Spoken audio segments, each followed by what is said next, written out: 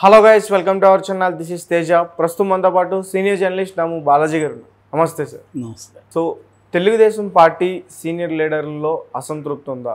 ఎందుకంటే ఇప్పుడు వచ్చే ఎన్నికలకి వాళ్ళందరికీ కూడా దాదాపు చాలామంది వరకు కూడా టికెట్లు ఇంకా కన్ఫర్మ్ అవ్వలేదు, ఇవ్వట్లేదని కూడా ఒక వార్త అయితే వెలుగులోకి వచ్చింది. దీనికి బీజేపీతో పొత్తు కారణం అంటారా? సో దాని గురించి ఏం చెప్తారు? ఇప్పుడు గత కొంతకాలం నుంచి చంద్రబాబు అక్కడ ఉండవల్లిలో ఆయన ఇంట్లో కూర్చొని అనేక మంది తెలుగుదేశం నాయకులతో ప్రత్యక్షంగా మాట్లాడుతున్నారు. ఒక పక్క కెమెరాలతో ఫోన్లలో మాట్లాడుతున్నారు, వీడియో కాల్స్లో మాట్లాడుతున్నారు. అందరినీ ఆయన శాంతపరచడానికి ట్రై చేస్తున్నాడు. మీరు త్యాగాలకు సిద్ధం కావాలి అని పిలిపిస్తున్నాడు. దీని వెనక ఏముంది, ఎందుకు ఇలాగ ఉన్నారు? కొంతమంది ఇప్పుడు గోరంట్ల బుచ్చయ్య చౌదరి ఆయన ఓపెన్గానే మాట్లాడారు. రాజమండ్రి రూరల్ ఎమ్మెల్యే ఆయన ఓపెన్గానే సీనియర్స్కి ఖచ్చితంగా టికెట్లు ఇవ్వాలి, జనసేనకో బీజేపీకో ఇస్తే కుదరదు, నాకు ఖచ్చితంగా ఇస్తారని నమ్ముతున్నానని ఆయన మాట్లాడారు. జేసీ ప్రభాకర్ రెడ్డి మొన్న నాకైతే మా ఇంట్లో ఇద్దరికి ఇస్తానంటున్నారు, ఒక ఎంపీ ఒక ఎమ్మెల్యే, నాకేమి ఇవ్వనని అయితే ఆయన ఏం చెప్పలేదు, నాకే ఇస్తారని నేను అనుకుంటున్నానని ఆయన అంటున్నాడు. ఇక బోండా ఉమా లాంటి వాళ్ళు అయితే ఊరేగింపులు బల ప్రదర్శనలు చేస్తున్నారు. భూమా అఖిలప్రియ ఒక పక్క తిరుగుతుంది. తర్వాత గంటా శ్రీనివాస్ ఆయన నా కొడుకు ఇవ్వాలి, నాకు ఇవ్వాలని ఆయన అడుగుతున్నాడు. అయ్యన్న పాత్రుడు నా కొడుకు విజయ్కి ఇవ్వండి, నాకు ఇవ్వండి అని ఆయన అడుగుతున్నాడు. ఆలపాటి రాజా ఆయన అడుగుతున్నాడు. మండల బొద్దా ప్రసాద్, బోడే ప్రసాద్, ఎన్ఎస్ వర్మ, బొడ్డు వెంకటరమణ వీళ్ళందరూ కూడా తీవ్రమైన ఆందోళనలో ఉన్నారు. అంటే దాదాపు సూపర్ సీనియర్స్ అని చెప్పచ్చు కొంతమంది వీళ్ళల్లో. ఈ సూపర్ సీనియర్స్కి ఎవరికి కూడా ఈసారి టికెట్ ఇచ్చే పరిస్థితి కనబడలేదు. సో వీళ్ళందరిలో కూడా ఒక తిరుగుబాటు వస్తుంది. నిన్ననే న్యూజివీడు తెలుగుదేశం నాయకుడు వెంకటేశ్వరరావు ఆయన పెద్ద ఎత్తున బల ప్రదర్శన చేశాడు కార్యకర్తలతో. ఆయన స్టేజ్ మీద భావోద్వేగానికి గురై కన్నీళ్లు పెట్టుకున్నాడు. ఆయన మీడియాతో కూడా మాట్లాడాడు. నాకు ఇవ్వకపోతే మాత్రం నేను కార్యకర్తలు ఒప్పుకోరు అంటున్నాడు. మీరేం చేస్తారంటే కార్యకర్తలు ఏం చెప్తారు చేస్తాను అంటున్నాడు. అంటే క్లియర్గా ఆయన కూడా తిరుగుబాటు చేసేట్టుగా కనిపిస్తూ ఉంది. ఇలాగా ఇంకొక పక్క గుంటూరు ఉయ్యూరు శ్రీనివాస్కి ఇస్తా అన్నారు, భాష్యం ప్రవీణ్ అన్నారు. సో వాళ్ళిద్దరూ ఆశలు పెట్టుకున్నారు. కాకినాడ సానా సతీష్, నెల్లిమల్ల బంగారాజు. సో ఇలాగా అనేక వైపుల నుంచి చంద్రబాబుకు తిరుగుబాట్లు అనేవి తెలుగుదేశంలో స్టార్ట్ అవుతాయి. ఇప్పటివరకు టికెట్లు అనౌన్స్ చేయలేదు, కానీ ఆయన కొంతమందికి మీరు వెళ్ళి ప్రచారం చేసుకోండి అని చెప్తున్నాడని అంటున్నారు. ఎందుకంటే ఓపెన్గా ప్రకటిస్తే ఇబ్బంది అని చెప్పి. సో దీనికి ప్రధాన కారణం బీజేపీతో పొత్తే. ఎందుకంటే జనసేనతో అయితేనా కనీసం పవన్ కళ్యాణ్ తన మాట వింటాడు. నువ్వు ఇక్కడ వద్దు ఇక్కడ వెళ్ళు అని పవన్ కళ్యాణ్కి చెప్పగలుగుతాడు చంద్రబాబు. కానీ బీజేపీకి చెప్పే పరిస్థితి లేదు. ఎందుకంటే బీజేపీ చాలా స్ట్రాంగ్గా ఉంది. ఖచ్చితంగా నెక్స్ట్ 2024 ఎలక్షన్లలో మళ్ళీ అధికారంలోకి బీజేపీ వస్తుందని దాదాపు దేశంలో అందరూ కూడా నమ్ముతున్నారు. వాళ్ళకి వేవ్ అలాగే ఉంది. ముఖ్యంగా రామాలయం దీంట్లో రామ ప్రాణప్రతిష్ఠ తర్వాత నార్త్ ఇండియాలో గ్రాఫ్ బాగా పెరిగింది. సౌత్ ఇండియాలో కూడా ఎంతో కొంత పెరుగుతుందో తప్ప తగ్గే ప్రసక్తి అయితే లేదు. అంటే డిమినిషింగ్ అంటాం, అంటే తగ్గుముఖం అయితే లేదు, పెరగడమే ఉంది. మరోపక్క ఎన్డీఏ కూటమి విచ్ఛిన్నం అయిపోతుంది. ఎన్డీఏ కూటమిలో ఒక్కొక్కరుగా జారుకుంటున్నారు. కాంగ్రెస్ ఒంటరిది అయిపోతుంది. ఒంటరిగా వెళ్తే కాంగ్రెస్కి 40 సీట్లు కూడా వచ్చే పరిస్థితి ఈసారి లేదు.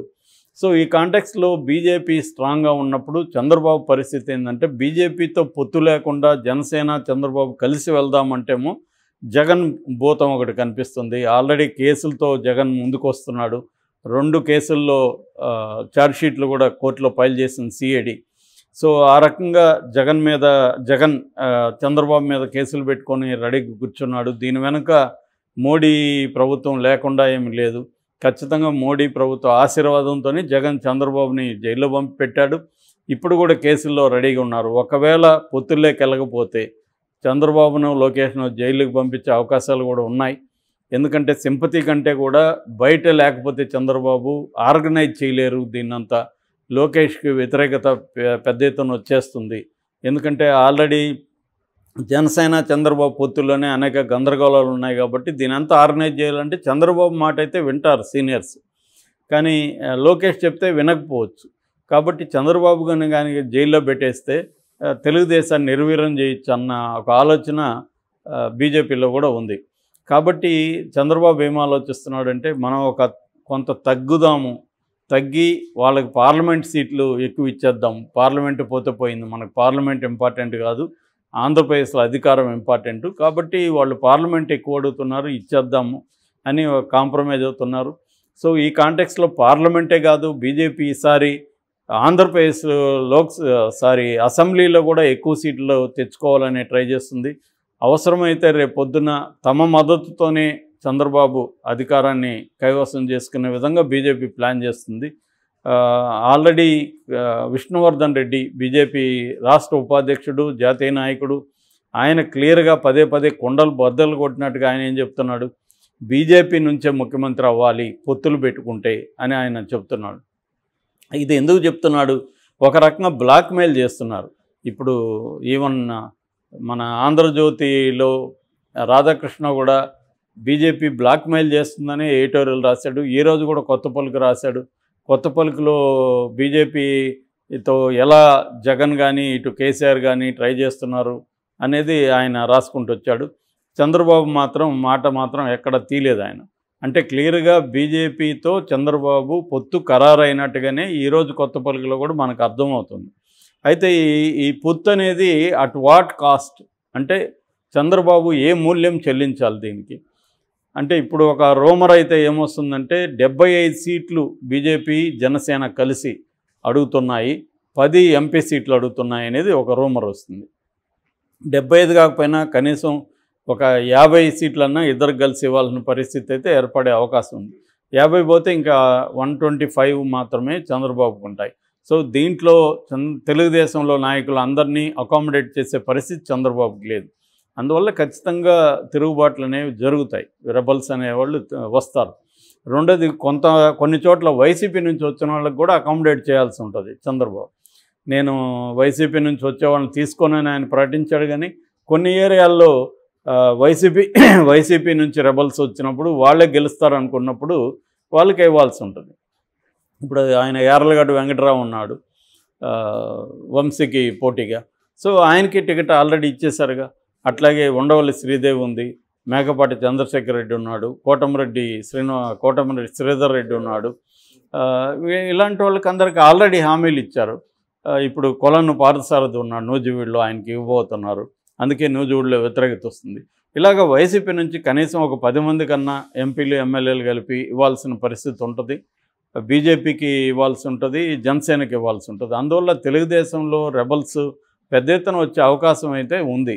ఆల్రెడీ వైసీపీలో పెద్ద ఎత్తున రెబల్స్ వస్తున్నారు. ఆల్రెడీ వైసీపీలో 30 మందికి పైన ఆయన సిట్టింగ్స్ని పక్కన పెట్టేశాడు.